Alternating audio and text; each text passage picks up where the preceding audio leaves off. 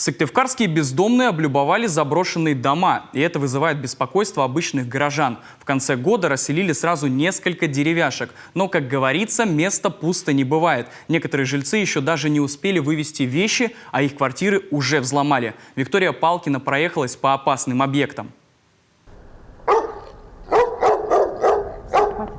Так недружелюбно встретили нашу съемочную группу около знаменитого аварийного общежития по Октябрьскому проспекту. Эту пятиэтажку расселили год назад, но, как оказалось, съехали не все. Нам он представился как Игорь Эдуардович. Живет на 3-м этаже. Один. Родственников в Сыктывкаре нет. В комнате 13 квадратов, тепло и светло. Скучно не было никогда, признается Игорь Эдуардович. Да и страшно тоже. Хотя люди улиц доставили сыктывкарцу хлопот, но свое жилище он отстоял. Всех бичей отсюда выкидывал. Окна вот эти все на 1-м этаже я закрывал. Сам лично раствор делал, все делал. Сегодня, по словам единственного обитателя этого дома, люди без определенного места жительства обходят пятиэтажку стороной. Просто никакого интереса она больше не представляет. Все, что можно было, уже вынесли. Теперь у любителей поживиться брошенным имуществом есть другие точки в городе. Нина Благова как раз проживает по соседству с расселенной деревяшкой. Да и в ее доме уже пусто. Все соседи получили денежные выплаты по программе переселения. Ее квартира в муниципальном найме. А значит, нужно ждать новоселья в новой муниципальной квартире. Придется оно только на конец года. Конечно, страшно одной здесь жить. Тут вот дом бомбят, который тоже расселенный. Что от них ожидать? Могут и сюда перебраться.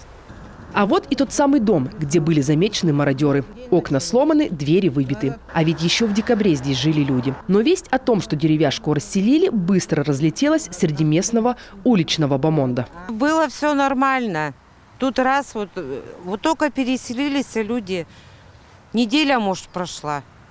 И вот с трубы рвануло кипяток, прорвало трубу. Но это навряд ли прорвало. Это кто-то что-то сделал. Потому что на следующий день уже пришли, снимают эти батареи. Потому что перекрыли отопление. Откуда им знать, что перекрыли отопление? Трубы сняли и сдали в пункт приема металлолома, предположила сыктывкарка. Переживает она и за то, что бездомные могут устроить пожар. Действительно, такие дома – большая головная боль огнеборцев. Мы ведем статистику, предупреждаем администрацию, что в таких-то неэксплуатируемых зданиях происходят пожары. Вот, наверное, на памяти, помните, у нас вспышка была 18-19 год, с администрацией плотно работали, они принимали быстрые меры по проведению разборки неэксплуатируемых зданий.